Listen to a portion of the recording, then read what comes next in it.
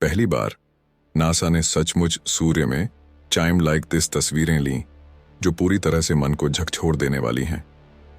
जब नासा सूर्य की गहराई की कुछ छवियों का अध्ययन कर रहा था, तो उन्हें सूर्य की सतह पर 3 ऐसी संरचनाएं दिखाई दीं जो काफी चिंताजनक थीं। सबसे पहले ये देखिए, इससे पता चलता है कि सचमुच सूरज पर बारिश हो रही है, जिसमें आसमान से पिघलता हुआ गर्म प्लाज्मा बरस रहा है। फिर इन छवियों में उन्होंने देखा कि कुछ अजीब घास जैसी संरचनाएं थीं जो इस तरह दिखती थीं। और क्या आप इसकी कल्पना कर सकते हैं? ये स्ट्रक्चर्स माउंट एवरेस्ट से भी अजीब तरह से बड़ी हैं। और अंत में उन्होंने देखा कि सतह पर कुछ दरारें हैं जो सूर्य की सतह पर राजस्थान और मध्य प्रदेश के संयुक्त क्षेत्र जितने बड़े बुलबुले को जन्म दे रही हैं। तो वास्तव में सूर्य के साथ क्या हो रहा है? क्या ये सब सामान्य है? अगर हाँ, तो वैज्ञानिकों को ये सब करना चाहिए। ये इतना चिंताजनक क्यों है? इसके अलावा ये तस्वीरें जो नासा को मिली हैं, वे उसके सोलर डायनेमिक्स ऑब्जर्वेटरी द्वारा इतनी दूर से ली गई थीं, जबकि सूर्य की ऐसी तस्वीरें लेना तभी संभव है जब इसे इसी स्थिति से लिया जाए। तो यहाँ सवाल ये भी है कि नासा वालों ने ये नामुमकिन सा दिखने वाला काम कैसे कर दिखाया, और क्या हमें सूर्य के बारे में अपनी सारी समझ और समझ को त्याग देना होगा? खैर, जब हमारे सामने ऐसे बहुत सारे सवाल हों तो हमें जवाब ढूंढने ही पड़ते हैं। नासा ने सूर्य की नवीनतम छवियों को परत दर परत डिकोड किया है और उनके बीच के बिंदुओं को जोड़ने का प्रयास किया है, और यही उन्होंने पाया। दरअसल वैज्ञानिकों को पता था कि सूर्य और उसके आसपास के वातावरण में कुछ ऐसी घटनाएं हैं जो भविष्य में पृथ्वी को भारी नुकसान पहुंचा सकती हैं, क्योंकि इन घटनाओं से होने वाली सोलर फ्लेमों के कारण 2022 में एलन मस्क के एक नहीं बल्कि 49 स्टारलिंक सैटेलाइट उनकी जद में आ जाएंगे और धरती पर लौट आएंगे, और इसी कारण सूर्य पृथ्वी के वायुमंडल में समा गया है। 2033 में 1 अरब हाइड्रोजन बम की शक्तिशाली सोलर फ्लेम के कुछ हिस्से उत्तरी अमेरिका में गिरे थे, जिसके कारण वहां के सभी संचार कट गए थे और उत्तरी अमेरिकी महाद्वीप के अधिकांश हिस्से को ब्लैकआउट का सामना करना पड़ा। दरअसल 1580 से लेकर आज तक कुल 33 बार सूरज ने धरती पर ऐसी सोलर फ्लेम्स थ्रोन हैं, जिससे धरती और उस पर मौजूद तकनीक को भारी नुकसान उठाना पड़ा है। अब अगर भविष्य में ऐसा कुछ न हो तो नासा और एएसए ने इसका अध्ययन करने के लिए सूर्य के करीब जाने का फैसला किया है, ताकि वे अध्ययन कर सकें वहां चल रही गतिविधियों का विस्तार से वर्णन करता है और सोलर ऊर्जा की सफलता का भी उतना ही सटीक अनुमान लगाता है। और इसीलिए दोनों अंतरिक्ष एजेंसीज ने मिलकर 2010 में प्रकाश की क्लास में एक मिशन लॉन्च करने का मिशन, सूर्य की क्लास में एक मिशन लॉन्च करने का मिशन। इस मिशन का मुख्य उद्देश्य विभिन्न इलेक्ट्रिसिटी चुंबकीय तरंग लेंथ का अध्ययन करना था। सूरज की नूर सी सेव और 9 द्वारा सूर्य की विभिन्न इलेक्ट्रिसिटी चुंबकीय तरंग लेंथ का अवलोकन किया गया, क्योंकि जिस प्रकार पृथ्वी के ऊपर वायुमंडल की परतें हैं, उसी प्रकार सूर्य पर भी कई परतें हैं। सबसे बाहरी परत को कोरोना कहा जाता है, मध्य में क्रोमोस्फियर है और सबसे भीतर प्रकाशमंडल परत है। इन सभी परतों के तापमान में बहुत अंतर होता है, और जैसा कि हम जानते हैं, अलग अलग तापमान पर अलग अलग तरंग लेंथ का प्रकाश इमिटेड होता है, और इसलिए सूर्य का अध्ययन करने के लिए उन्होंने कई तरंग लेंथ की मदद ली। इस अध्ययन में उनका पहला लक्ष्य सूर्य की बाहरी परत थी, कोरोना का अध्ययन करने के लिए। अब वैज्ञानिकों ने इसके तापमान के अनुसार यूवी प्रकाश की इस तरंग लेंथ पर इसकी तस्वीरें लेना शुरू कर दिया, और वैज्ञानिकों ने जो देखा उस पर आप यकीन नहीं करेंगे। खैर, इस तरंग लेंथ पर उन्होंने देखा कि गर्म उबलता हुआ लावा बारिश के रूप में सूरज पर गिर रहा था। अब ऐसा क्यों हो रहा था? इसके लिए जब उन्होंने गहन जांच की तो पता चला कि यह कोरोना में होने वाली एक बड़ी प्रक्रिया का एक छोटा सा हिस्सा है। लेकिन इस पूरी प्रक्रिया का असल होता यह है कि सूर्य पर मौजूद प्लाज्मा यानी आवेशित कणों का सूप जब उसके मजबूत चुंबकीय क्षेत्र के संपर्क में आता है, तो यह चुंबकीय क्षेत्र उस प्लाज्मा को बाहर फेंक देता है, क्योंकि जैसे ही गतिमान आवेशित कण चुंबकीय क्षेत्र के संपर्क में आते हैं, चुंबकीय क्षेत्र उस पर बल लगाता है और उसे बाहर फेंक देता है। और यही बात सूर्य पर मौजूद प्लाज्मा के साथ भी होती है, जो सोलर फ्लेमों के रूप में बाहर आता है। ये फ्लेमी इतनी ऊर्जावान हैं कि कुछ ही घंटों में वे पृथ्वी से सूर्य तक लगभग 100 वापसी यात्राएं कर सकती हैं।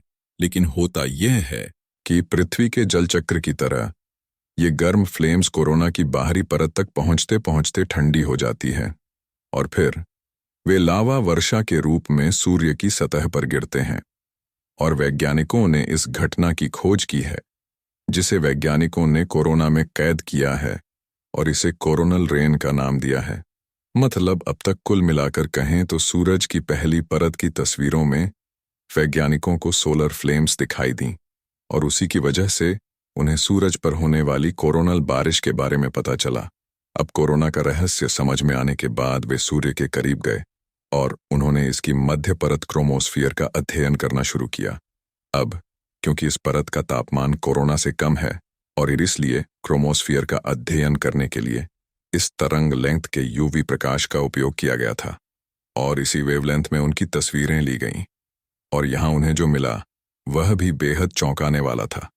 उन्होंने देखा कि सूर्य का क्रोमोस्फियर थोड़ा सा भी सादा नहीं है जैसा कि सोचा गया था, बल्कि अजीब तरह से हर 5 मिनट में माउंट एवरेस्ट जैसी घास की नोक जितनी ऊंची स्ट्रक्चर्स बन रही थीं और ये स्ट्रक्चर्स ध्वनि की गति से 60 गुना की गति के साथ सूर्य की बाहरी परतें उसमें डाली जा रही थीं।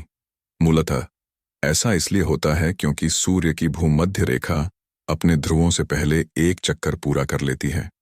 इसके कारण इसका चुंबकीय क्षेत्र रबर बैंड की तरह मुड़ जाता है और उलझ जाता है और इसकी सतह पर यह छोटे छोटे लूप बनाती है। और जब ये लूप दोबारा खुलते हैं या उलझ जाते हैं तो क्रोमोस्फियर में शॉक वेव्स पैदा होती हैं और उसकी वजह से वहां घास जैसी नुकीली स्ट्रक्चर्स बन जाती हैं।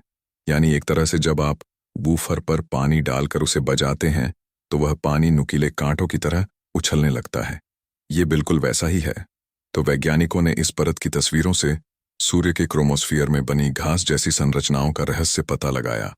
अब बारी थी इसकी अगली परत यानी प्रकाशमंडल का अध्ययन करने की। इसे देखने के लिए वैज्ञानिकों ने एक बार फिर प्रकाश की तरंगदैर्घ्य को बदला, क्योंकि 5000 डिग्री सेल्सियस गर्म प्रकाशमंडल सबसे चमकदार दृश्य तरंग लेंथ में दिखाई देता है। इस फिल्टर से जब उन्होंने सूर्य का फोटोस्फियर यानी उसकी सतह की तस्वीरें बदलीं तो उन्हें उस पर कई दरारें दिखाई दीं। लेकिन इन दरारों का मतलब क्या था? आखिर ये सूर्य की सतह पर क्यों बन रहे हैं और आखिरकार वे कितने बड़े हैं? तो देखिए, हुआ यूं कि मूल रूप से जब उन्होंने इस वेवलेंथ पर तस्वीरें खींची तभी उन्हें पता चला कि तस्वीरें साफ नहीं आ रही थीं। उन्हें लगा कि ये दरारें भी पिक्सल हैं और इसीलिए उन्होंने इसे झूम किया। अब झूम करने के बाद उन्होंने देखा कि वे वास्तव में सूर्य के कोने हैं जो आए दिन क्षतिग्रस्त होते रहते हैं और उन्होंने इन्हें सोलर ग्रेन्यूल्स नाम दिया। अब क्या आप जानते हैं कि इन सोलर ग्रेन्यूल्स के बारे में सबसे अजीब बात क्या है? ये पिक्सेल, ये छोटे दिखने वाले दाने आकार में अमेरिका के सबसे बड़े राज्य टेक्सास जितने बड़े हैं और इनका निर्माण उसी प्रक्रिया से हुआ है जिससे पैंजिया जैसे हमारे महाद्वीपों का निर्माण हुआ था। दरअसल जिस तरह हमारी धरती की सतह के नीचे तापमान के अंतर के कारण गर्म लावा कोर के पास ऊपर आ जाता है और ठंडा लावा नीचे चला जाता है, उसी तरह सूरज की कोर के पास का गर्म प्लाज्मा भी ऊपर आ जाता है और ऊपर ठंडा प्लाज्मा नीचे बैठने लगता है। अब इस प्रक्रिया में जब हम ऊपर से देखते तो यह लावा जो ऊपर आया है वह हमें बुलबुले के रूप में दिखाई देता है और पास के 2 बुलबुलों के बीच की रेखा एक दरार की तरह दिखाई देती है। अब ये फोटोस्फेयर की जूम इन छवि थी। मुझे नहीं पता कि आपने ध्यान दिया या नहीं, जब हमने मूल रूप से जूम आउट छवि देखी तो उसमें कुछ काले धब्बे स्पष्ट रूप से दिखाई दे रहे थे।